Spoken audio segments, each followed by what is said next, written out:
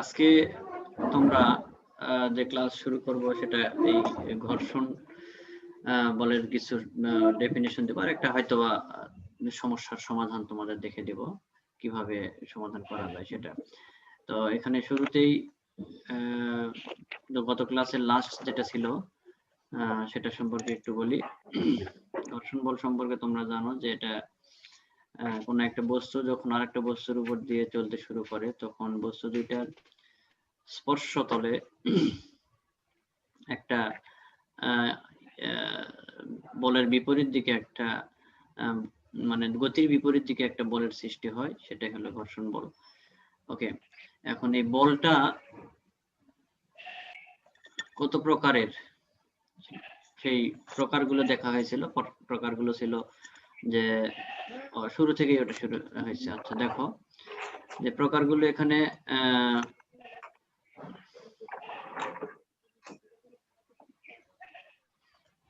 এখানে দেখো যে কোন জায়গায় ছিল পেজটা, হ্যাঁ এখানে ছিল। দেখো যে গতি ঘর্ষণ আর স্থিতি ঘর্ষণ। এই গতি ঘর্ষণকে আবার দুই ভাগে ভাগ করা হয়েছে, একটা হলো বিসর্প ঘর্ষণ, একটা আবর্ত ঘর্ষণ। এগুলো ডিটেল ছোট ছোট জিনিসগুলো তোমরা কিছু বইয়ে দেখো, সবগুলো হয়তো এখানে জমে স্লাইডে সবগুলো আমি বলছি না, তোমরা একটু একটু করে বইয়ে দেখে নিও, ঠিক আছে? আচ্ছা স্যার। তো এই কারণে তোমরা যেটুকু আমি দেখাচ্ছি সেটুকু দেখা, যে ঘর্ষণ বল সর্বদা গতির বিপরীতে উৎপন্ন হয়। এটা তো তোমরা শুনলেই, যে বস্তু যেদিকে যায়, একটা বস্তু আরেকটা বস্তুর উপর দিয়ে যখন যায় তখন তার গতির বিপরীত দিকে উৎপন্ন হয়। আর কি বস্তুর ভর এবং স্পর্শ তল দ্বয়ের বৈশিষ্ট্যের উপর নির্ভর করে। বস্তু যদি খুব ভারী হয় বা খুব হালকা হয় আর স্পর্শ তলটা কিরকম, মসৃণ না অমসৃণ, এটার উপরেও কিন্তু নির্ভর করে এই ঘর্ষণ বলটা। এখন এখানে একটা কথা আসলো, তোমরা কি এর উপর একটা বক্স দেখতে পাচ্ছ নাকি, হলুদ বক্স? এটা তো আর এক সমস্যা হয়ে গেল, এটা তো এটা তো সরছেও না। আচ্ছা, স্থিতি ঘর্ষণ গুণাঙ্ক এটা কাকে বলে? স্থিতি ঘর্ষণ গুণাঙ্ক হলো যে দেখো পরস্পর সংস্পর্শে থাকা দুইটি বস্তু সীমান্ত ঘর্ষণ এফ, এটা চিত্র থাকার কথা, চিত্রটা কি আছে? হ্যাঁ আছে, চিত্র দেখতে পাচ্ছ। দেখো যে পরস্পর সংস্পর্শে থাকা দুইটি বস্তু সীমান্ত ঘর্ষণ বল, এই যে এফ, এই যে কার্সার যেদিকে অ্যারো চিহ্ন ও বি বরাবর, সীমান্ত ঘর্ষণ বল এফ এবং অভিলম্ব প্রতিক্রিয়া বল। অভিলম্ব প্রতিক্রিয়া বল মানে এই যেটা, এই যে ও এ বরাবর, যেটা ও এ মানে আর যেটাকে নির্দেশ করা হচ্ছে, অভিলম্ব প্রতিক্রিয়া বল। আর এর অনুপাত মানে এর ভাগ অনুপাতকে স্থিতি ঘর্ষণ গুণাঙ্ক বলা হয়, মিউ সাফিক্স এস, মিউ এর নিচে এক্স, এটা দিয়ে বোঝানো হচ্ছে। আচ্ছা, তাহলে এই কি বুঝলে যে যখন আমি এই বক্সটা ডিস্টার্ব করতেছে ক্লাসে, তোমাদের দেখো একটু সমস্যাই হচ্ছে। তারপর আমি বলে যাই যে দুইটার একটা বস্তু আর একটা বস্তুর সংস্পর্শে যখন থাকে, তোমরা যারা সাউন্ড দিয়ে হচ্ছে তারা মিউট করো একটু, বিভিন্ন জায়গা থেকে সাউন্ড বাহির থেকে আসলে তারা মিউট করো, শুধু শোনো, কথা বলার সময় তোমরা ইয়ে করো, মিউটটা চালু করো। পরস্পর সংস্পর্শে থাকা দুইটি বস্তুর সীমান্ত ঘর্ষণ বল এফ, এই যে দেখো এই বস্তুটা, এই বস্তুটা এই স্থলের উপর দিয়ে যাচ্ছে, কোন দিকে যাচ্ছে? এই দিকেই যাচ্ছে অথবা এই দিকে যাচ্ছে। এখন আমি এখানে চিত্রে দেখাচ্ছি, দেখো চিত্রে পি এই দিকে টানা হচ্ছে বস্তুটাকে, তাহলে বস্তু এই তার বিপরীত দিকে এফ বল একটা ক্রিয়া করছে, এই যে সীমান্ত ঘর্ষণ বল মানে গতি লাভ করার পূর্ব মুহূর্তে বস্তুটা একটা পিছন দিকে একটা বল, স্থির অবস্থায় একটা বল অনুভব করছে, এই যে এফ ও বি বরাবর এফ। এবং অভিলম্ব প্রতিক্রিয়া মানে হলো ও এ বরাবর অভিলম্ব প্রতিক্রিয়া, যেটা আমরা আর দেখাচ্ছি, অভিলম্ব প্রতিক্রিয়া আর, এই যে আর দেখানো হচ্ছে। আর এর অনুপাতকে স্থিতি ঘর্ষণ গুণাঙ্ক বলে। যখন এই গুণাঙ্ক কথা এখন মিউ চলে আসবে, মিউ আর নিচে হলো এস, মিউ সাফিক্স এস, স্থিতি ঘর্ষণ গুণাঙ্ককে প্রকাশ করা হয় এরকম দ্বারা। এখন এরকম কেন হচ্ছে, তাহলে এটাই দেখানো হচ্ছে। আর সমীকরণ আকারে লিখলে দেখা যায় mu suffix S equal to F ভাগ আর। আমরা এই কথাটাই বলতেছি এখানে, অনেকে আসতেছে আর এই সমস্যাটা হচ্ছে, পরবর্তীতে আসতেছে যারা অ্যাডমিট অল। আচ্ছা, তাহলে যখনই দেখা যাবে যে সীমান্ত ঘর্ষণ বল এফ হবে কি অবিলম্ব প্রতিক্রিয়া আর, উপরে যে অবিলম্ব প্রতিক্রিয়া আর, এই দুটার অনুপাত ভাগ এফ মানে ওবি আর হলো ওএ মানে আর, এই দুটার অনুপাত ভাগকে বলা হচ্ছে মিউএস মানে স্থিতি ঘর্ষণ গুণাঙ্ক, এটাকে বলা হয়। এখান থেকে এফ এর মান বের করা যায়, এফ সমান মিউএস বা গুণন আর, এরকম করে করা যায়। এটা ডেফিনেশন একটা, স্থিতি ঘর্ষণ গুণাঙ্ক কাকে বলে তোমরা এভাবে জানতে পারো। আমি তো শুরুতেই কিন্তু বলেছি যে ঘর্ষণ বলটা হলো কোনো বস্তু যখন আরেকটা বস্তুর উপর দিয়ে চলা শুরু করে, তখন যেদিকে যাবে বস্তুটা, মনে করো উত্তর দিকে যাবে, তার দক্ষিণ দিকে একটা বল বস্তুটাকে থামানোর চেষ্টা করবে গতির বিপরীত দিকে, এটা কিন্তু ঘর্ষণ বল। তো সেখানে একটা বল ধরা হচ্ছে যে বস্তু সীমান্ত ঘর্ষণ বল, এই যে এফ, এই সীমান্ত ঘর্ষণ বল আর অভিলম্ব প্রতিক্রিয়া, অভিলম্ব তার উপরের দিকে লম্ব বরাবর ও এ বরাবর প্রতিক্রিয়া হলো আর, এই দুইটার অনুপাতকে বলা হচ্ছে কি স্থিতি ঘর্ষণ গুণাঙ্ক হলো মিউএস। এই যে মিউএস, তাহলে মিউএস সমান কি এফ ভাগ আর, এফ ভাগ আর, তাহলে এফ সমান কি পাওয়া যাবে মিউএস গুণন আর, এটা পাওয়া যাবে। এগুলো সংজ্ঞা, শুধুমাত্র সংজ্ঞা জানে রাখো তাহলেই হবে। আর কিছু আছে কিনা দেখি। হ্যাঁ, স্থিতি ঘর্ষণ কোণ, এটা একটা সংজ্ঞা। স্থিতি ঘর্ষণ কোণ কি, এটাকে এই বক্সটা যাচ্ছে না। স্থিতি ঘর্ষণ গুণাঙ্ক কাকে বলে? সীমান্ত ঘর্ষণ বল, সীমান্ত স্থিতি ঘর্ষণ বল মানে এই যে এফ, এবং অবিলম্ব প্রতিক্রিয়া বল, অবিলম্ব প্রতিক্রিয়া কোনটা এটা না, এই যে ও এ, এই বরাবর যেটা ও এ অবিলম্ব প্রতিক্রিয়া বলের লব্ধিকে, এই দুইটা বলের লব্ধি মানে দুইটা বল থেকে নতুন যে বলের সৃষ্টি হবে সেটা হলো লব্ধি। তাহলে ও বি বরাবর যে বল সেটা হলো এফ, আর ও এ বরাবর যে বল সেটা হলো আর, এর লব্ধি হলো ওসি, লব্ধিটা হলো ওসি, এর লব্ধি। এই দুইটা বলের লব্ধি, দেখো এখানে এই কথা বলা হচ্ছে লব্ধি প্রতিক্রিয়া বলা হয় বলে তার লব্ধি বল কোনটা, ওসি, এই বলটা হলো লব্ধি বল। এখানে আবার একজন আসছে। তাহলে সীমান্ত স্থিতি ঘর্ষণ বল মানে ওবি, আর অভিলম্ব প্রতিক্রিয়া বল মানে ওসি, সরি ও এ মানে আর, এর লব্ধি প্রতিক্রিয়া, এর লব্ধিকে বলা হয়, এর লব্ধি প্রতিক্রিয়া বল বলে, একটু ভাষার সমস্যা হয়েছে, লব্ধি প্রতিক্রিয়া বলকে লব্ধি প্রতিক্রিয়া বল বলে, এই দুইটার লব্ধিকেই লব্ধি প্রতিক্রিয়া বলে। ঠিক আছে, এই লব্ধির একটা হলো ও এফ, ওবি বরাবর এফ বল, এটা সীমান্ত ঘর্ষণ বল, আর একটা হলো অভিলম্ব প্রতিক্রিয়া আর, এই দুইটার লব্ধিকে বলা হয় লব্ধি বল, লব্ধি প্রতিক্রিয়া বল, এই যে ওসি বরাবর। আর এই লব্ধি প্রতিক্রিয়া বল মানে ওসি এবং অবিলম্ব প্রতিক্রিয়া, অবিলম্ব তো বললাম এটা এটা ওয়ে, এই দুটার মধ্যবর্তী যে কোণ মানে এই থিটা, এই কোণটাকে বলা হয় স্থিতি ঘর্ষণ কোণ। মানে এই যে ওয়ে আর ওসি এর মধ্যে যে থিটা কোণ, এটাকে বলা হয় স্থিতি ঘর্ষণ কোণ থিটা, এটাকে থিটা বলা হয়। এগুলো জাস্ট তোমরা সমীকরণ সংখ্যাগুলো একটু জেনে রাখো, যে আমি যদি কোথাও বলি যে স্থিতি ঘর্ষণ কোণ কোন ক্ষেত্রে, প্রশ্নের ক্ষেত্রে, তখন বুঝতে হবে স্থিতি ঘর্ষণ কোণ কোনটা। স্থিতি ঘর্ষণ কোণ হলো অভিলম্ব প্রতিক্রিয়া এবং লব্ধি প্রতিক্রিয়ার মধ্যবর্তী কোণকে স্থিতি ঘর্ষণ কোণ বলে। অবিলম্ব প্রতিক্রিয়া এবং লব্ধি প্রতিক্রিয়ার মধ্যবর্তী কোণকে স্থিতি ঘর্ষণ কোণ বলে। আচ্ছা, এবারে আমরা দেখি, চিত্রে তো দেখানো হলো এ ও সি, যেটা কোণ চিত্রে দেখানো হচ্ছে, এই যে এ ও সি, এই কোণটাই হলো থিটা, সেটা চিত্রে দেখানো হচ্ছে। এই বক্সটা তো বড় ডিস্টার্ব করলো, এখন কি করা যায় এটার, তো আর বুঝতেছি না। Please move this window from the share. আচ্ছা দেখো, একটি রাইফেল থেকে প্রতি সেকেন্ডে 500 মিটার বেগে একটা, দেখো এখানে একটা সমস্যা তোমাদের তুলে ধরা হয়েছে, ওই যে তোমরা গত ক্লাসে পড়েছো ভরবেগের সংরক্ষণ সূত্র যেটা, সেটা পড়েছো, সেখান থেকে বলা হচ্ছে যে একটি রাইফেল থেকে প্রতি সেকেন্ডে 500 মিটার বেগে 10 গ্রাম ভরের একটি গুলি ছোড়া হলো। রাইফেলের পশ্চাৎ বেগ যদি প্রতি সেকেন্ডে 100 সেন্টিমিটার হয়, তবে রাইফেলের ভর কত? বলা হচ্ছে যে একটি রাইফেল থেকে প্রতি সেকেন্ডে 500 মিটার বেগে, মানে 1 সেকেন্ডে 500 মিটার, এটা রাইফেলের বেগ, ঠিক আছে। একটি রাইফেল থেকে প্রতি সেকেন্ডে এত মিটার বেগে, না সরি, এটা হলো তোমার গুলির বেগ। রাইফেল থেকে প্রতি সেকেন্ডে 500 মিটার বেগে 10 গ্রাম ভরের গুলির ভর ধরা হচ্ছে 10 গ্রাম ভরের একটি গুলি ছোড়া হলো। রাইফেলটির পশ্চাৎ বেগ যদি প্রতি সেকেন্ডে 100 সেন্টিমিটার হয় তবে রাইফেলের ভর কত?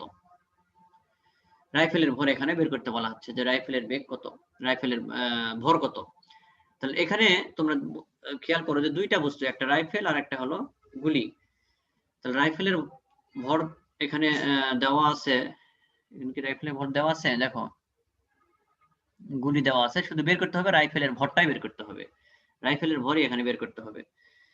তাহলে রাইফেলের ভর যদি আমরা বের করি, আমরা ভরবেগের সংরক্ষণ সূত্রটা জানি, দুইটা বস্তু যখন পাশাপাশি সংঘর্ষ ঘটে তখন m1u1 plus m2u2 equal to m1v1 plus m2v2, এরকম সূত্র তোমাদের জানা আছে, মনে আছে ভরবেগের সংরক্ষণ সূত্র? জি স্যার। হ্যাঁ, এটা দিয়েই হবে। তাহলে এখানে দুইটা বস্তু, একটা হলো রাইফেল আর একটা হলো গুলি। রাইফেলের ভরটা নির্ণয় করতে বলছে, তাহলে এখানে রাইফেলের ভর গুলির ভর আমাদের জানা থাকতে হবে। গুলির ভর তো জানা আছে, এই যে 10 গ্রাম, আর রাইফেলের ভরটা বের করতে হবে। রাইফেলের আদি স্থির অবস্থায় বেগ কত? বেগ নাই স্থির অবস্থায়। গুলির স্থির অবস্থায় বেগ কত? বেগ নাই, স্থির অবস্থায় কোনো বেগ থাকে না।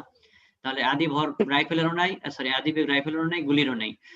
আর বেগ কি? রাইফেলের গুলির বেগটা দেওয়া আছে প্রতি সেকেন্ডে 500 মিটার গুলির বেগ দেওয়া আছে, আর তোমার রাইফেলের পশ্চাৎ বেগটাও দেওয়া আছে যে প্রতি সেকেন্ডে 100 সেন্টিমিটার, এটা রাইফেলের পশ্চাৎ বেগও দেওয়া আছে, আর রাইফেলের ভর বের করতে হবে। তো আমরা এখানে লিখবো, এখানে রাইফেলের কি কি দেওয়া আছে দেখো, রাইফেলের বেগ যেটা অঙ্কে দেওয়া আছে 100 সেন্টিমিটার পার সেকেন্ড, মানে পশ্চাৎ বেগ। এই যে একটা বক্সের নিচে চলে গেছে, দেখতে পাচ্ছ না মনে হয়? না দেখতে পাচ্ছ? এই জায়গাটা দেখা যাচ্ছে, এই জায়গাটা দেখা যাচ্ছে আমার কার্সার যেখানে নড়তেছে নিচের লেখাটা? না স্যার। হ্যাঁ, এটা কি আসতেছে আমি বুঝতেছি না, এটা সরে না তো। রাইফেলটির পশ্চাৎ বেগ যদি, হ্যাঁ এবারে দেখা যাচ্ছে, দেখো সরে গেছে কেমন জানি, আবার এখন দেখা যাচ্ছে। রাইফেলের পশ্চাৎ বেগ যদি প্রতি সেকেন্ডে 100 সেন্টিমিটার হয়, রাইফেলের পশ্চাৎ বেগ প্রতি সেকেন্ডে যদি 100 সেন্টিমিটার হয়, তার মানে এটা রাইফেলের পশ্চাৎ বেগ প্রতি সেকেন্ডে। এই যে দেখো রাইফেলের ক্ষেত্রে আমরা লিখছি, এখানে রাইফেলের, এখানে যা লিখবো সব এখন রাইফেলের বেগ কত? v সমান 100 সেন্টিমিটার পার সেকেন্ড, ঠিক আছে? এখানে রাইফেলের বেগ হলো কত? যে রাইফেলের বেগ হলো v সমান 100 সেন্টিমিটার পার সেকেন্ড। তাহলে এটাকে সেন্টিমিটার থেকে আমরা কি করলাম? মিটার করলাম। তাহলে 100 সেন্টিমিটারে কত হয়? 1 মিটার। এই জন্য দেখো 1 লিখছি, 1 মিটার পার সেকেন্ড। এখানে ঋণাত্মক চিহ্ন বন্দুকের পশ্চাৎ বেগ নির্দেশ করে, এই মাইনাস চিহ্ন ব্যবহার করা হয়েছে বেগের। কেন? যে বন্দুক গুলি যায় সামনের দিকে আর রাইফেল হলো পেছন দিকে ধাক্কা দেয়, পিছনে বেগ দেয়। তাহলে গুলির বেগের বিপরীত, হ্যাঁ গুলির বেগের বিপরীত দিকে হলো রাইফেলের বেগ, এই জন্য এখানে মাইনাস চিহ্ন ব্যবহার করা হয়েছে, এই যে মাইনাস চিহ্ন। তাহলে রাইফেলের পেছনের বেগটা সব সময় মাইনাস চিহ্ন, কেন? গুলির বিপরীত দিকে, এই জন্য মাইনাস চিহ্ন ব্যবহার করা হয়েছে। আচ্ছা, রাইফেলের বেগ অঙ্কে যেটা দেওয়া আছে অলরেডি, এখানে মনে হয় আবার কেউ একটা আসছে জয়েন করতে। আচ্ছা, তাহলে একটা ডাটা লিখলাম আমরা রাইফেলের ক্ষেত্রে। এরপরে রাইফেলের ভর বের করতে হবে, অঙ্কে বলেছে, তবে রাইফেলের ভর কত? তাহলে রাইফেলের ভর বের করতে হবে। এবং এবারে গুলির ক্ষেত্রে আমরা লিখতেছি, দেখো গুলির বেগ কত? 500 মিটার পার সেকেন্ড, এই যে বলে দেওয়া আছে প্রতি সেকেন্ডে 500 মিটার পার সেকেন্ড গুলির বেগ। তাহলে গুলির বেগ যদি প্রতি সেকেন্ডে 500 মিটার পার সেকেন্ড হয়, তাহলে গুলির বেগ আমরা লিখে ফেললাম এখানে। আর কি গুলির আছে? গুলির ভর 10 গ্রাম, এই যে গুলির ভর 10 গ্রাম দেওয়া আছে না গুলির ভর। আমরা একটা জিনিস তোমরা খেয়াল করো, যে যেহেতু আমরা এমকেএস পদ্ধতিতে করব, মানে এমকেএস পদ্ধতিতে হলো বেগের একক মিটার পার সেকেন্ড, ভরের একক হলো কেজি। তার মানে যা করব সব এমকেএস, একটা সিজিএস একটা এমকেএস এরকম করা যাবে না, যা করা হবে সব একই পদ্ধতি, পরিমাপের একই পদ্ধতি অনুসরণ করতে হবে। তো দেখো এখানে তাহলে আমরা ভর এখানে 10 গ্রাম দেওয়া আছে, এই যে দেখো 10 গ্রাম ভরের একটা গুলি, মানে গুলির ভর কত? 10 গ্রাম। গ্রাম আর এখানে রাখা যাবে না, গ্রামকে কি করতে হবে? গ্রামকে করতে হবে কেজি। তাহলে গ্রামকে কেজি করলে কি করতে হবে? 1000 দিয়ে ভাগ দিলে পাওয়া যায় কি? 0.01 কেজি। তাহলে এবারে গুলির ভরও পেলাম, গুলির বেগও অঙ্কে দেওয়া আছে, আর রাইফেলের পশ্চাৎ বেগ আমরা বের করলাম -1 মিটার পার সেকেন্ড, আর রাইফেলের ভরটা অটোমেটিক বের হয়ে আসবে। এটুকু বুঝেছো তোমরা ডাটাগুলো যেটুকু দেওয়া আছে অঙ্কে? বলো। জি স্যার। আচ্ছা, ওকে। এবারে আমরা মূল সূত্রে যাব, কারণ দুইটা বস্তুর সংঘর্ষ ঘটেছে, গুলি করার সময় সংঘর্ষ ঘটেছে। তাহলে সংঘর্ষ যখন ঘটে মানে বন্দুক আর গুলির মধ্যে সংঘর্ষ ঘটে, গুলি সামনের দিকে গেছে আর রাইফেল পিছনের দিকে ধাক্কা দিছে। আমরা এখানে অঙ্কে বের করবো রাইফেলের ভর। তাহলে আমরা সমীকরণটা লিখে ফেলবো এখন, যে এখানে আমরা জানি, আমরা কি জানি দেখো, যে এম ইউ, এখানে 1 দিয়ে তোমরা পড়েছিলে মনে আছে, m1u1 plus m2u2 equal to m1v1 plus m2v2। এখানে 1 দিতে পারো বা হ্যাঁ ছোট এম বড় এম দিতে পারো। তো আমরা এখানে রাইফেল যেহেতু বড় জিনিস, সেই জন্য রাইফেল কি হলো ক্যাপিটাল লেটার লিখছি। রাইফেল ক্যাপিটাল লেটার এম, রাইফেলের ভর, রাইফেলের বেগ হলো ক্যাপিটাল ইউ, আর গুলির ভর, গুলি যেহেতু ছোট ছোট এম, আর এটা হলো কি ছোট ইউ গুলির বেগ। তাহলে এই একই ভাবে এটা রাইফেলের ভর, এটা রাইফেলের শেষ বেগ, এটা গুলির ভর, এটা গুলির শেষ বেগ। এখন আমাকে একটু তোমরা বলো যে রাইফেল আর গুলি যখন স্থির অবস্থায় থাকে, গুলি যখন করা হয় না, গুলি করা হয় কোন জায়গায়, যে সমান চিহ্ন ইকুয়াল আছে না, এই জায়গায় গুলি করা হয়। তাহলে গুলি করার আগ মুহূর্তে রাইফেলের আর গুলির কোনো বেগ ছিল? না স্যার। ছিল না। গুলি, হ্যাঁ গুলি রাইফেলের ভিতরে ছিল এবং একটা জায়গায় রাখা ছিল। গুলি এবং রাইফেল কোনোটারই কোনো বেগ ছিল না। তাহলে এখানে ক্যাপিটাল ইউ এর মান 0 এবং স্মল ইউ এর মানও 0। তাহলে 0 সাথে এটা যাই গুণ করো 0 হয়ে যাবে। তার মানে শূন্যের বাম দিকে যা আছে সব 0 হয়ে যাবে, হবে না? জি স্যার। হ্যাঁ বলো। স্যার সব ছোট হাতে দিলে সমস্যা হবে? না, কোনো সমস্যা হবে না। আমি এখানে লেখার সময় দিয়ে ফেলেছি এই জায়গায়, অঙ্কটা যখন লিখি বড় ভি দিয়েছি ছোট ভি দিয়েছি, এই জন্য নিয়ম করে লিখছি। তুমি যদি এরকম করো যে ছোট হাতে সব দিবে, কিন্তু ছোট হাতে দিলে কি করবে, এখানে m1 u1 প্লাস m2 মানে u2, ভরবেগের সংরক্ষণ সূত্রটা দিয়ে দিতে হবে। হ্যাঁ দিবে, সমস্যা নেই। তখন এই লেখার ক্ষেত্রে এটা তখন ভি মানে রাইফেলের তখন বেগ, তুমি এখানে শেষ বেগ কত u2 হবে, তাহলে এটা u2 হবে, এটা u2 হবে। বুঝেছো? ওই মতো করে লিখতে হবে। আমি এটা এইভাবে লিখেছি, তোমরা এই জন্য অঙ্কটা যেহেতু ডাটা এইভাবে লিখেছি, এই জন্য সমীকরণটা এইভাবে লিখেছি। তো যখন গুলি করার আগ মুহূর্তে রাইফেল আর গুলি দুটাই যখন স্থির অবস্থায় থাকে, এই জন্য কি করব আমরা এখানে, যে 0 হয়ে যাবে, ইউ এর মান 0, ছোট ইউ এর মান 0, দুইটাই যদি 0 হয় তাহলে বাম দিকে যা আছে সব 0। ঠিক আছে? তাহলে থাকে কি এমভি আর হলো এমভি, ক্যাপিটাল এমভি আর স্মল এমভি। এরপরের লাইনটা দেখো, এরকম আবার অ্যানিমেশন আসছে, খেয়াল করে নি। আচ্ছা এম মাইনাস এমভি, এইটাকে যদি আমরা বাম দিকে পার করি তাহলে প্লাসটা হয়ে যাবে মাইনাস, হবে না? মাইনাস এমভি, আর এখানে হবে স্মল এমভি। আমরা বের করব কি, অঙ্কে কি চাইছে, রাইফেলের ভর কত, রাইফেলের ভর কত, তার মানে এই যে এমটা চাইছে, তো ক্যাপিটাল এম, তাহলে ক্যাপিটাল এম বের করব। ক্যাপিটাল বের করলে কি করতে হবে, যে দেখো এটা লাভ দিয়ে আসছে, যে এমভি ডিভাইডেড বাই এই ক্যাপিটাল ভি, এটাই আমরা বের করব। অ্যানিমেশন গুলো খারাপ হয়েছে, যাই হোক তোমাদের একটু ঝামেলা ডিস্টার্ব হচ্ছে।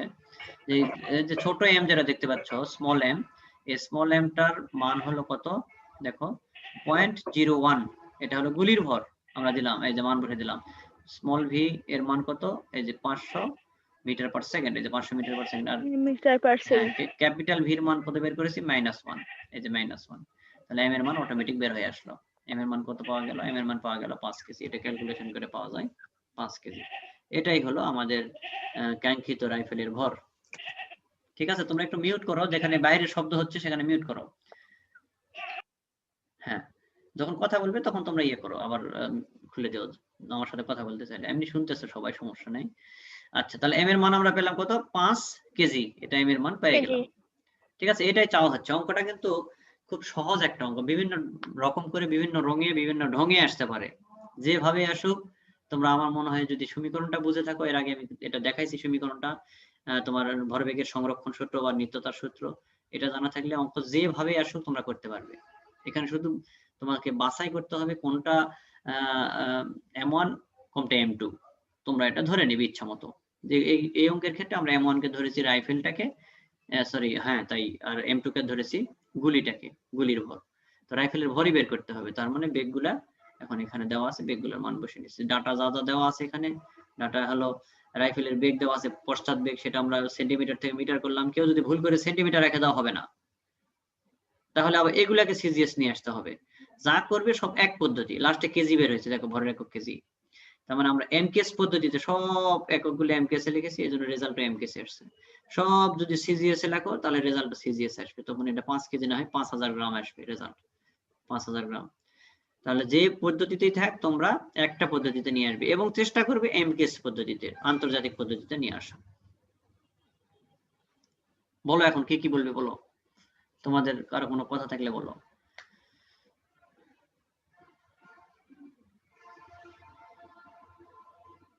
আছো তোমরা? স্যার আরেকবার বুঝে দিলে একটু ভালো হতো।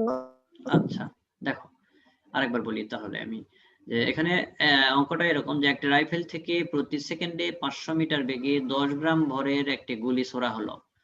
রাইফেলের পশ্চাৎ বেগ যদি প্রতি সেকেন্ডে 100 সেন্টিমিটার হয় তবে রাইফেলের ভর কত?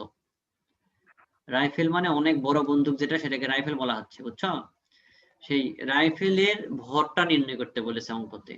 আর অঙ্কে এখানে ডাটা দেওয়া আছে, শুধুমাত্র এখানে ডাটা দেওয়া আছে কি, তিনটা ডাটা দেওয়া আছে। একটা হলো রাইফেলের পিছনে যে ধাক্কা দেয়, ধাক্কা বেগটা, মানে তোমরা যদি শুনে থাকো যে যদিও নিষিদ্ধ, যে ওই পাখি মারার সময়, পাখি মারার যে ইয়ারগান ব্যবহার করে, ওটাকে ইয়ারগান বলে। আবার ওই বন্দুকে যখন গুলি করা হয় পাখিকে, তখন পাখির কাছে গুলি যায় আর পিছনের দিকে বন্দুকটা একটা ধাক্কা দেয়।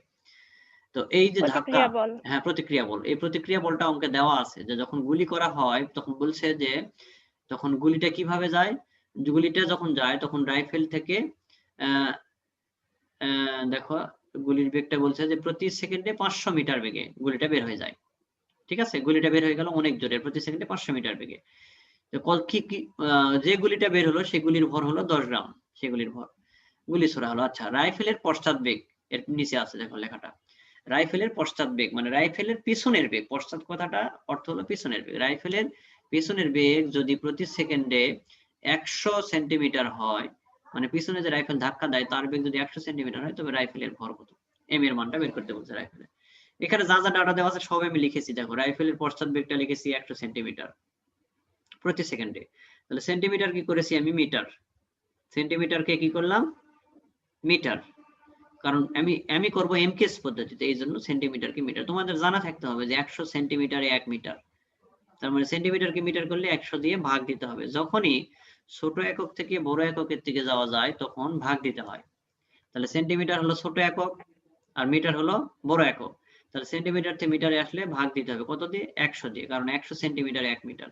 তাহলে 100 দিয়ে 100 ভাগ দিলে কত হয়, 1 হয়, এই যে 1, তাহলে 1 metre per second inverse 1 metre, M S inverse 1, আর মুখে বললে মিটার পার সেকেন্ড।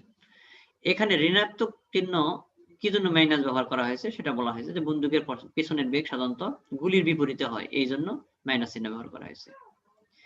আর রাইফেলের ভর, এখানে রাইফেলেরই সব বর্ণনা দেওয়া হচ্ছে, রাইফেলের ভর ক্যাপিটাল এম, এটা বের করতে হবে অঙ্কে, এটা লাস্টে বের হবে। আর গুলির ক্ষেত্রে দেখো, গুলির ক্ষেত্রে আমরা কি লিখবো, বেগ, গুলির বেগ তো প্রথমেই দেওয়া আছে প্রতি সেকেন্ডে 500 মিটার গুলির বেগ। আর কি ভর, গুলির ভর দেওয়া আছে 10 গ্রাম, এই যে 10 গ্রাম, দেখো 10 গ্রাম, তাহলে গ্রাম হলো সিজিএস পদ্ধতি, কিন্তু আমরা করবো এমকেএস। তাহলে কত গ্রামে 1 কেজি, 1000 গ্রামে, তাহলে 1000 দিয়ে ভাগ দিতে হবে, কারণ ছোট থেকে বড় এককের দিকে গেলে ভাগ দিতে হয়। তাহলে 10 গ্রামকে আমরা কি করব, 1000 দিয়ে ভাগ দেব, দিলে কি পাওয়া যাবে, যে 0.01 এত কেজি, এটা পাওয়া গেল। এটা হলো গুলির ভর। এবারে আমরা দুইটা বস্তু, যেহেতু গুলি আর রাইফেল, এই দুইটা বস্তুকে আমরা এবার ভরবেগের সংরক্ষণ সূত্রে আমরা দিয়ে দেব। ভরবেগের সংরক্ষণ সূত্রে আমরা জানি যে ভরবেগের সংরক্ষণ সূত্রে বলা হচ্ছে, তোমরা যদি খেয়াল করো যে এটা এই জায়গায় আসলো কেন,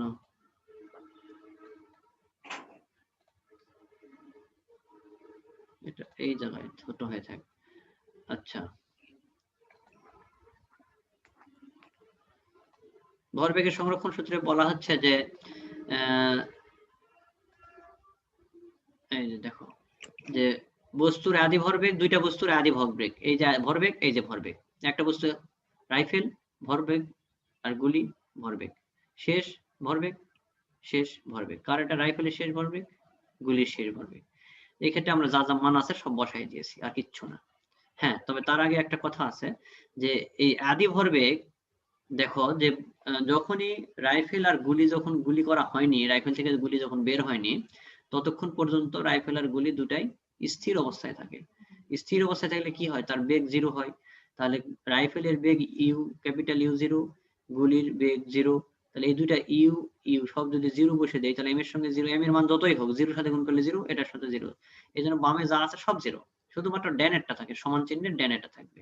তাহলে এই যে এটাকে যদি আবার বামে নিয়ে আসি তাহলে কি হবে, প্লাসটা হয়ে যাবে মাইনাস, এই মাইনাস এমভি, আর এটা কি এমভি। এখান থেকে আমরা ক্যাপিটাল এম এর মান বের করবো, যেহেতু চাওয়া হচ্ছে রাইফেলের ভর। এম এর মান কত, minus MV divided by capital V. মানটা বসাবো এখন। স্মল এম এর মান কত, 0.01, আর ভির মান হলো 500। এই যে দেখো ভির মান হলো 500, আর এই তোমার গুলির ভর হলো 0.01। আচ্ছা 10 মিনিট ক্লাস আছে, তাহলে মান যদি আমরা বসাই, আর ক্যাপিটাল ভি এই যে বড় ভি, দেখো এই ভি এর মান কত, -1, তাহলে -1 এখানে বসাই দিলাম, দিলে লাস্টে কি পেলাম, যে 5 কেজি। অ্যানিমেশনটা খুব খারাপ হয়েছে, 5 কেজি হলো রাইফেলের ভর।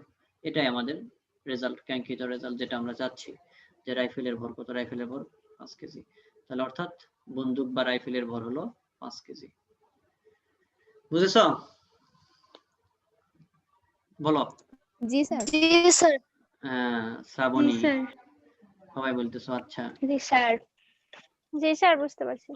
অনেক সহজ, কিন্তু একটু দেখো, এরকম অনেক সমস্যার সমাধান তোমাদের বইয়ে করে দেওয়া আছে। আমি তো আর স্লাইডে এইভাবে দেখালে তো 10 বছর ধরে তোমাদের ক্লাস নিতে হবে, এই জন্য মোটামুটি একটা সমীকরণ রিলেটেড একটা সমস্যা দেখালাম, যে সমস্যাটা তোমাদের খুব ভালোভাবে তোমরা বুঝতে পারবে। ওই যদি ভরবেগের সংরক্ষণ সূত্রটা ভালো করে বুঝে থাকো তো অবশ্যই এটা ক্লিয়ার বুঝতে পারবে। তো এইভাবেই আমরা এখন নিউটনের গতির চ্যাপ্টারেই আছি। এরপরে কি আর আছে এখানে, এরপরে মনে হয় করা হয়নি। তো এরপরে যদি ছোট ছোট তোমরা কিছু আর প্রশ্ন দেখতে চাও, আর সমস্যা দেখতে চাও, তোমরা বইয়ে দেখো, দেখতে থাকো। আর আমি পরবর্তীতে আবার তোমাদের শুরু করব ক্লাস পরবর্তীতে। তো তার আগে আজকে একটু আরেকটা চ্যাপ্টার আমি স্টার্ট করে, হয়তোবা সময় আমার শেষ হয়ে যাবে। এটা হলো অধ্যায় 5, অভিকর্ষ মহাকর্ষ, অধ্যায় 5। এটা কিন্তু খুবই ইম্পর্টেন্ট চ্যাপ্টার, তোমাদের ফিজিক্স 1 এর মধ্যে সবচেয়ে ইম্পর্টেন্ট চ্যাপ্টার এটা। এবং এই চ্যাপ্টারে তোমাদের অনেক প্রশ্ন হবে, ব্রড কোশ্চেন হবে, তারপরে শর্ট হবে, ভেরি শর্ট হবে, সমস্যার সমাধান সবকিছু এখান থেকে থাকবে। তোমরা এই জন্য এই চ্যাপ্টারটাকে খুব ভালোভাবে গুরুত্ব দিয়ে তোমরা পড়বে। আমি এর মধ্যে 4 চ্যাপ্টার পর্যন্ত তোমাদের টুকটাক দেখাইছি, অনেক আগে থেকে ভিডিও রেকর্ডিং এ বা বিভিন্ন ভাবে দেখাইছি। এখন তো এইভাবে দেখানো হচ্ছে তুমি পাওয়ার পয়েন্টে। তো অধ্যায় 5-এ অভিকর্ষ ও মহাকর্ষ, এটা তোমরা জানো, তোমরা সবাই নিশ্চয়ই সব জায়গায় পড়েছো, সব জায়গায় পড়া হয় এটা, অভিকর্ষ মহাকর্ষ। এই চ্যাপ্টারে শব্দ পাইছে একটা তোমরা? হ্যালো, জি স্যার, পাইছি স্যার। আচ্ছা, জি স্যার। কিছু দেখতে পাচ্ছ? একটা গল্প সবাই মনে হয় শুনেছো? জি স্যার, স্যার, হচ্ছে আপেল গাছ পড়ার থেকে ওইটা। মাথার মধ্যে আপেল পড়লো। নিউটনে দেখতে পড়ার গল্প। হ্যাঁ, আপেল পড়ার গল্প, এটা আমরা সবাই শুনেছি। এটা কতটুকু সত্য মিথ্যা জানি না, এটা সত্য ঘটনা নয়, তারপরেও আমরা এটা যেহেতু সবার মাথার মধ্যে আছে, এই জন্য এই চিন্তা নিয়ে শুরু করা যাবে এই চ্যাপ্টার। এই চিন্তা থেকেই শুরু করা। 10 মিনিট ক্লাস আছে, কে একজন আসলো? আচ্ছা আসুক। তো গাছ থেকে আপেল পড়ছে, নিচে বই নিয়ে বসে আছে বিজ্ঞানী নিউটন, স্যার আইজাক নিউটন। বিজ্ঞানী নিউটন কিন্তু বলা যাবে না, রেসপেক্ট করে বলতে হবে, স্যার আইজাক নিউটন। মানে যদি আমরা টোটাল ফিজিক্স বলি, টোটাল ফিজিক্স এর জনক হলো স্যার আইজাক নিউটন।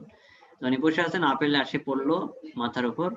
আপেল আসে পড়ার পর কি হলো, যে উনি চিন্তা শুরু করে দিলেন। আর আমাদের মাথায় যদি আপেল পড়তো তাহলে আমরা কি করতাম, আপেলটা ফু দিয়ে বা মুছে নিয়ে খাওয়া শুরু করতাম, তাই না? যেহেতু নিউটনের মাথায় জি, পড়ছে, নিউটন আরো ওই চিন্তা না করে নিউটন চিন্তা করছে যে আপেলটা কোথা থেকে পড়লো, গাছ থেকে। গাছ থেকে আমার মাথায় পড়লো কেন, গাছের উপরেও জায়গা আছে, উপরে গেল না কেন, নিচে কেন পড়লো, এরকম বিভিন্ন চিন্তা তখন শুরু হয়ে গেল। তো যাই হোক, চিন্তা থেকেই পরবর্তী আবিষ্কার আসবে আস্তে আস্তে। তো এখানে অভিকর্ষ মহাকর্ষ সম্পর্কে চিন্তা শুরু হয়ে গেল। আমি হ্যাঁ, আমি 2-4 মিনিট বলেই শেষ করে দেবো, সময় শেষ হবে। মহাকর্ষ কি দেখো, একটু মিউট করো সবাই। মীরা আক্তার মিউট করো। মহাকর্ষ কি দেখো, মহাবিশ্বের যে কোনো দুইটি বস্তুর মধ্যে যে আকর্ষণ বল কাজ করে তাকে মহাকর্ষ বল বলে।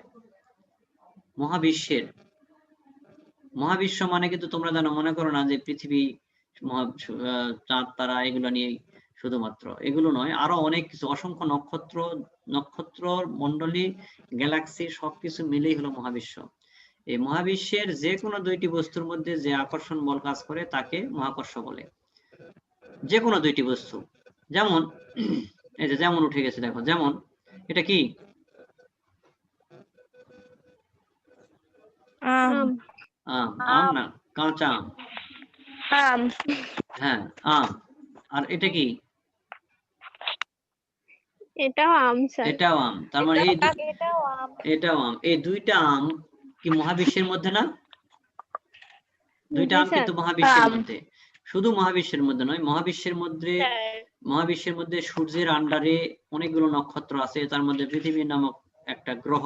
সেই পৃথিবী গ্রহের ভিতরে আমরা বাংলাদেশে যদি চিন্তা করি, আমি বর্তমানে রাজশাহীতে আছি, রাজশাহীতে একটা আম গাছে দুইটা আম, মানে দুইটা বস্তু, এই দুইটা বস্তুর মধ্যে যে আকর্ষণ বল কাজ করে, এই বলটাকে বলা হয়, এই যে এফ কাজ করছে দেখো, এই এফটাকে বলা হয় মহাকর্ষ বল। এটাকে বলা হয় মহাকর্ষ বল। বুঝেছো আমার কথা? এটা হলো মহাকর্ষ জি বল। স্যার। তার মানে মহাবিশ্বের যে কোনো দুইটা বস্তুর মধ্যে আকর্ষণ বল। দুইজন স্টুডেন্ট এক জায়গায় থাকলে তোমাদের মধ্যে যে আকর্ষণ, সেটা হলো মহাকর্ষ বল। চাঁদ আর সূর্যের মধ্যে আকর্ষণ মহাকর্ষ বল। তারপর দুইটা চেয়ারের মধ্যে আকর্ষণ মহাকর্ষ বল। সবকিছুই যে কোনো দুইটা বস্তু যদি হয় মহাকর্ষ বল। তাহলে মহাকর্ষের ধারণা এটাই, তোমাদের ধারণা কিন্তু নিতে হবে। আর অভিকর্ষ কি? অভিকর্ষ জিনিসটা কি? অভিকর্ষটা হলো যে ওই দুইটা বস্তুর মধ্যে আকর্ষণ বল, এটাও অভিকর্ষ বল, কিন্তু তার মধ্যে একটা পৃথিবী হতে হবে। মানে দুইটা বস্তুর মধ্যে একটা পৃথিবী হতে হবে। হ্যাঁ, পৃথিবী ও যে কোনো বস্তুর মধ্যে যে আকর্ষণ বল কাজ করে তাকে অভিকর্ষ বল বলে। মানে বস্তু হতে হবে দুইটা, তবে দুইটার মধ্যে একটা কম্পালসারি পৃথিবী থাকতে হবে। হ্যাঁ, যেমন এই যে দেখো পৃথিবী, দেখছো? এই পৃথিবীর সাথে কার আকর্ষণ? আমের আকর্ষণ।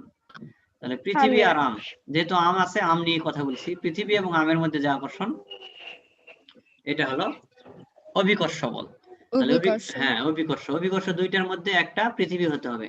আচ্ছা, মহাকর্ষ তোমরা একটু খেয়াল করো, আমি কথার একটু আগে চলে যাই। মহাকর্ষ যখন বলছিলাম, তখন মহাকর্ষের মধ্যে এই পৃথিবী কি মহাবিশ্বের মধ্যে না?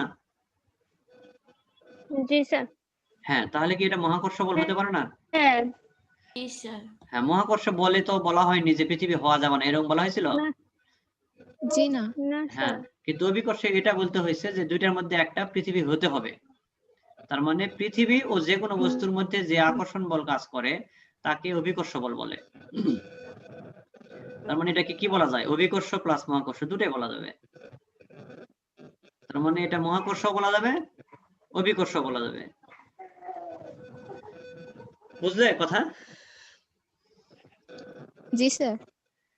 হ্যাঁ, মনিরা আক্তার শোনো, এখানে পৃথিবী আর আম এই দুইটাই কিন্তু মহাবিশ্বের মধ্যে অবস্থিত।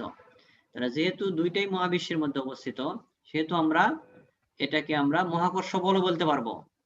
আবার কে জানো ঢুকতে চাচ্ছে? আচ্ছা ঢুকো। এটাকে আমরা মহাকর্ষ বল বলতে পারবো, কিন্তু এটাকে আমরা অভিকর্ষ বলবো, সঙ্গে সঙ্গে মহাকর্ষ বলবো। কারণ অভিকর্ষ বলের সংজ্ঞায় বলা হচ্ছে যে পৃথিবী ও যে কোনো বস্তুর মধ্যে যে আকর্ষণ বল কাজ করে তাকে অভিকর্ষ বল বলে। এটা অভিকর্ষের সংজ্ঞা। দুইটার মধ্যে একটা পৃথিবী হতে হবে, অবশ্যই পৃথিবী আছে, এটা অভিকর্ষ বল বলে। কিন্তু মহাকর্ষ বলের সংজ্ঞাতে বলা হচ্ছে যে কোনো দুইটি বস্তু, বলা হয়নি যে পৃথিবী হওয়া যাবে না। তার মানে এখানে যে কোনো দুইটি বস্তুই আছে, আম একটা, পৃথিবী একটা। তার মানে যে কোনো দুইটি বস্তুর মধ্যে আকর্ষণ বল, এটা হলো মহাকর্ষ বল। কতজন আছে? 31 জন। আজকে মানে অনেক বেশি আসছে।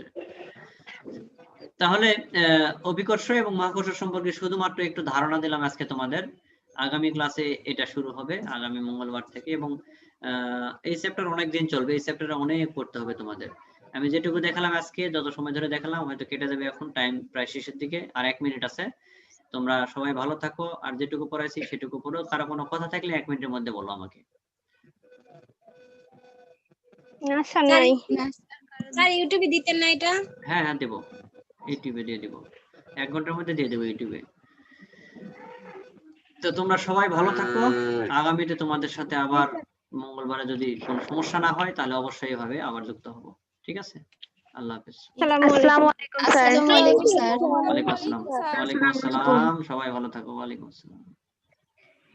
আসসালামু আলাইকুম স্যার। ওয়ালাইকুম আসসালাম।